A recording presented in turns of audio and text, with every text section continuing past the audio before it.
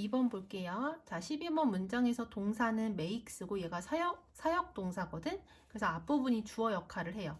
우리의 세계를 지배하는 중력의 힘은 우리로 하여금 한 다음에 여기에 지금 동격을 나타내는 표현이 나오거든. that is 하면 즉이란 뜻이야. 여기 보면 앞에 비등방성 공간이라는 어려운 표현이 나오잖아. 그래서 이 비등방성 공간이 무엇인지를 동격을 나타내는 표현 뒤에서 지금 설명을 하고 있고, 이렇게 동격을 나타내는 표현이 나오면 뒷부분 해석하고 그 다음에 앞부분 해석하는 게 자연스러운 거야. 그래서 어떻게 해석할 거냐면은 주어 해석하고 그 다음에 목적어 해석하고 그 다음에 목적격 보호를 하려고 했는데, 이 목적격 보호 리브부터 여기까지가 뒤에 나오는 얘랑 똑같기 때문에 여기를 하고 그 다음에 리브 부분하고 마지막에 동사 해석을 할 거야. 우리 세상을 지배하는 중력의 힘은 우리로 하여금 역학 관계가 direction, 방향에 따라서 달라지는 그러한 공간인 비등방성 공간에서 살도록 만든다. 여기까지 됐지? 비등방성 공간이 뭐래요? 역학 관계가 방향에 따라 달라지는 공간을 우리가 비등방성 공간이라고 해. 근데 역학 관계는 쉽게 얘기해서 우리가 받는 힘이라고 생각을 하면 돼. 예를 들어서 우리는 지구에 살고 있을 때 중력의 힘을 받을 수밖에 없잖아. 중력의 힘이 뭐예요? 지구를 향하여 지구 쪽으로 끌어당기려는 힘을 중력이라고 하잖아. 그래서 우리 모든 사람들은 중력의 힘을 받아서 지구에서 살고 있는데, 이 중력의 힘 때문에 생겨나게 된 우리가 살고 있는 공간이 뭐다? 비등방성 공간이란 얘기야. 근데 이 비등방성 공간은요, 중력의 영향을 받다 보니까 얼마나 위쪽에 있느냐에 따라서 물건에 받는 힘이 달라지는 것을 우리가 비등방성 공간이라고 해. 예를 들어서 중력은 계속 지구 쪽으로 끌어당기다 보니까 아무래도 만약에 물건이 바닥에 만약에 떨어져 있다고 해봐. 그러면은 이미 중력을 다 받아서 얘는 힘없이 그냥 바닥에 붙어 있는 거야. 근데 만약 어떤 물건이 중간에 떠 있어. 그 얘기는 중력의 힘을 온전히 다 받는다면 당연히 물건이 바닥에 붙어 있어야 되는데, 이 물건이 나름대로 힘을 가지고 있기 때문에 얘가 위로 올라가 있을 수가 있다는 얘기야. 그래서 우리가 어떤 물건이 바닥에 있을수록 그 물건은 에너지가 적은 거고, 그 물건이 공중에 높이 떠 있으면 떠 있을수록 에너지를 많이 가지고 있는 거다. 이렇게 생각을 하면 돼. 그래서 비등방성 공간은 받는 힘이, 물건이 받는 힘이 방향에 따라서 여기 있을 때, 여기 있을 때, 여기 있을 때 이런 식으로 어디에 그 물건이 있느냐에 따라서 받는 힘이 달라지는 그러한 우리가 살고 있는 공간이 비등방성 공간인 거야. 그 다음 위쪽으로 올라가는 것은 저항을 극복하는 것을 의미한다. 그것은 항상 승리이다. 당연하지. 어떤 물건이 위로 올라간다는 거는 중력의 힘을 이기려고 저항을 하는 걸 얘기하는 거겠지. 그 다음 내려가거나 또는 떨어지는 것은 아래로부터의 당기는 것에 순응하는 것이다. 항복을 하는 것이다. 그러니까 내려간다는 거는 이 바닥으로 끌어당기려는 이 힘에 굴복을 하는 거란 얘기야. 그리고 따라서 수동적인 순응으로서 경험되어진다. 그 다음 넘어가서 가주어, 진주어라고 쉽게 보면은 대절을 먼저 해석을 해야 되겠지.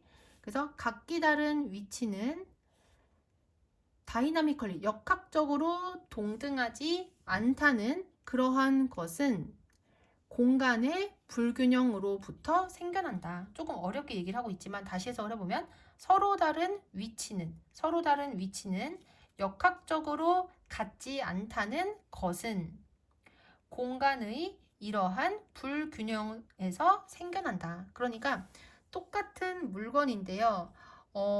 이 물건이 어디에 위치하느냐에 따라서 여기에 위치하냐 아니면 좀 더 위쪽에 위치하냐 이렇게 위치에 따라서 받는 힘이 달라지는 이유는 바로 뭐냐면 공간에는 불균형이라는 게 있기 때문이래. 방금 위에서 얘기했었던 거잖아.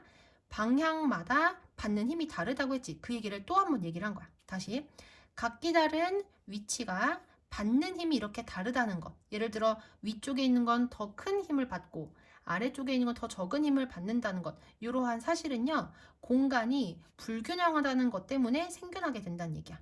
여기까지 이해되죠? 물건이 있을 때 우리가 위쪽에 있는 물건은 아무래도 바닥으로 떨어지게 만들려는 그러한 중력을 거스르는 거란 말이야. 그래서 중력을 거스르기 위해서는 힘이 필요하기 때문에 위쪽에 있는 게 더 많은 위치 에너지를 가지게 된대. 자, 그 다음 그래서 이거에 대해서 물리학적인 개념으로 설명을 해주고 있어. 위치 에너지라는 물리학적 표현을 통해서 여기에서 물리학은 우리를 도와줄 수 있다. 뭐 함으로써? 대절이라는 것을 포인팅 아웃, 지적함으로써. 여기까지 됐죠? 그래서 대절이 여기서부터 끝까지고요. 이 대절 속 안에 because로 시작하는 부사절이 이렇게 들어가 있는 거야. 자, 그래서 뭐라는 걸 지적함으로써 물리학이 우리를 도와줄 수가 있냐? Moving away from the center of gravity requires work. 여기서 because 절에서 동명사 주어가 사용이 됐거든. moving away부터 gravity까지가 동명사 주어라고 볼 수가 있는 거야. 그래서 중력의 중심으로부터 멀어지는 것은 일을, 노력을 필요로 하기 때문에 inner mass 이렇게 괄호 치면은 얘가 무슨 뜻이냐면 덩어리란 뜻이거든. 높은 쪽에 있는 그러한 덩어리의 위치 에너지는 하고 여기 greater than 해가지고 비교급 나온 거 보이시죠? 비교급 나오면 어디부터 해석한다? than의 뒷부분부터 해석을 하는 거야. 그리고 비교하는 대상이 같아야 된단 말이야. 그래서 여기에서는 높은 곳에 있는 덩어리의 위치 에너지랑 low down, 낮은 곳에 있는 그러한 여기서 원이 가리키는 거는 mass야.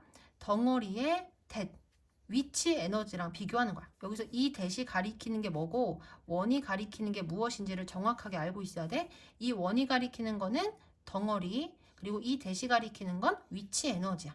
여기까지 됐죠? 자, 다시 해석을 해볼게. 여기에서 물리학은 우리를 도와줄 수 있다. 끊고 뭐 함으로써 도와줄 수가 있냐? 중력의 중심으로부터 벗어나는 것은 노력을 필요로 하기 때문에 높은 곳에 있는 덩어리의 위치 에너지는 낮은 곳에 있는 덩어리의 위치 에너지보다 더 크다는 것을 지적함으로써 우리를 도와줄 수가 있대.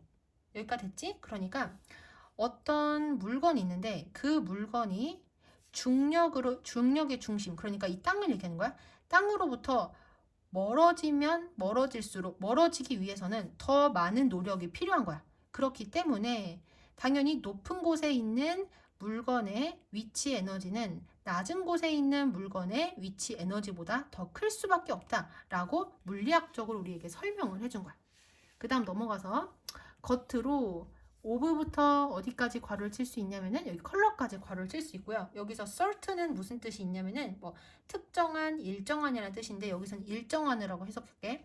일정한 크기, 모양 또는 색깔의 물체가 더 높은 곳에 위치가 되어질 때 여기서 지금 when하고 placed 사이에는 뭐가 빠져 있냐면은 it is가 생략이 되어 있는 거야. 그럼 얘가 있다고 생각하면 비동사 플러스 pp 수동태인 거 보이시죠? 그러니까 놓여질 때라고 해석을 해야 돼.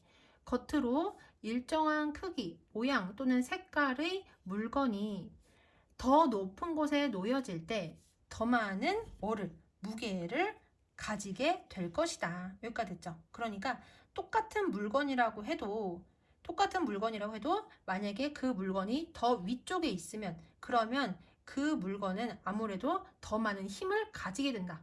그 얘기를 여기에서는 무게를 가지게 된다라고 지금 표현을 한 거야. 여기까지 됐지? 그 다음은 약간 그림이라고 생각을 하고서 예술작품이라고 생각을 하고서 이해를 하시면 좀 편해요. 따라서 수직 방향에서의 균형은 다른 높이에서 동등한 물건을 둠으로써 얻어질 수가 없다. 여기서 수직 방향의 균형이라는 건 이렇게 이 세로 방향을 얘기하는 거야. 세로 방향으로 봤을 때 균형이 잡히는 것은요.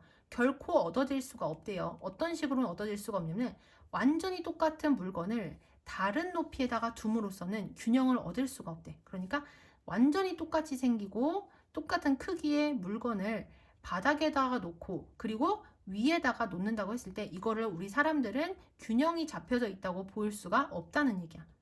생각해봐도 우리는 이렇게 큰 물건이 아래에 있고 그거보다 가벼워 보이는 물건이 위에 있을 때 이게 좀 더 안정감이 느껴지고 균형감이 있다고 느껴지잖아. 그 얘기를 하는 거야. 여기까지 이해되시죠?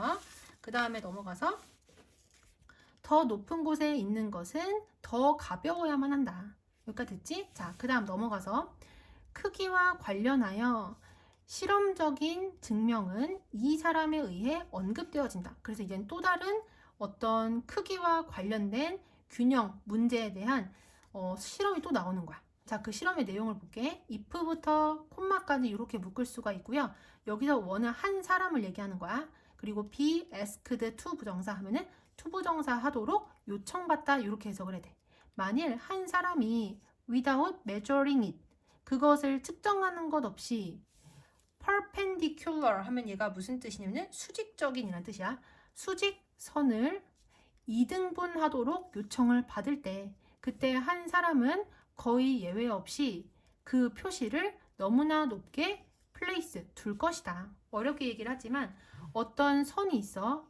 이게 수직선인 거야. 여기 perpendicular line 보이지? 이 수직선을 누군가가 어떤 사람한테 정확히 절반으로 2등분을 시키라고 그렇게 요청을 하는 거야. 근데 그 절반을 자 같은 걸로 재지 않고 자 같은 걸로 재지 않고 2등분 시키라고 그렇게 요청을 했어. 그러면 대부분의 사람들은 어떻게 하냐면은 절반으로 이렇게 나누라고 하잖아. 이 선을. 그러면은 실제 절반보다 좀 더 위에다가 표시를 한다는 얘기야. 그래서 2등분을 시킬 때 일반적인 사람들의 행동이 이렇대. 그 다음 만일 한 선이 실제로 여기 수동태인 거 보이시죠? 비동사 플러스 ed 2등분이 되어진다면 그 다음에 가주어 진주어라고 보면은 여기를 먼저 해석을 해야 되겠지. 한 사람은 그 다음에 convince oneself that 하면은 대절이라는 것을 납득하다 이렇게 해석을 해야 돼. 한 사람이 위쪽 절반이 아래쪽 절반보다 더 길지 않다는 것을 납득할 수 있는 것은 어떻다? 어려움이 따른다. 여기까지 했지. 그러니까 실제 2등분을 하면은요. 요렇게 돼. 그럼 좀 위에 있는 그림이랑 조금 다르다는 거 느껴지지. 이게 실제 2등분이라는 거를 사람들은 이해하기가 쉽지가 않대. 사람들은 일반적으로 어떻게 이해하냐면은 위쪽이 조금 더 긴 거 아니에요? 이 실제 2등분한 그림을 보잖아? 그러면은 위쪽이 내 눈엔 더 길어 보이는데요? 이렇게 생각을 하는데 그렇지 않다라는 거를 스스로 납득시키는 게 어렵다는 얘기야. 듣지? 그러니까 일반적으로 사람들은 수직선을 2등분 하라고 하면은 실제보다 더 위쪽에서 선을 긋는데요. 실제 2등분을 한 사진이나 그림 같은 걸 보면은 사람들은 이 표시가 여기보다 이 표시가 되어 있는 부분이 위쪽이 아래쪽보다 더 길다고 그렇게 생각을 한다는 얘기야. 그 다음 이것은 대절이라는 것을 의미한다. 뭐를 의미하냐? 만일 한 사람이 그냥 want 목적어 투부정사 하면은 목적어가 투부정사하기를 원하다 이렇게 해석이 되지. 이것은 만일 한 사람이 두 개의 절반이 똑같아 보이기를 원한다면, 그러니까 실제로 절반이 아니라 그냥 다른 사람들 눈에 절반처럼 보이게 만들기를 원한다면, 그러면 그 사람은 위쪽 절반을 더 짧게 만들어야만 한다는 것을 의미한다. 그러니까 실제가 아니라 다른 사람들의 눈에 2등분처럼 보이게 만들고 싶으면 우리는 어떻게 하면 된다? 위쪽이 아래쪽보다 조금 더 짧게 그렇게 만들면 된다는 얘기야. 근데 이 모든 일들이 일어나는 이유는 뭐예요? 중력이라는 것 때문에 어떤 물건이 가지는 위치 에너지가 위로 갈수록 많아지기 때문에, 무거워지기 때문에, 그래서 위쪽이 좀 더 가볍고 아래쪽이 좀 더 무거운 그런 형태를 사람들이 균형 잡혀 있다고 느끼기 때문에 이런 식으로 될 수밖에 없다는 얘기야.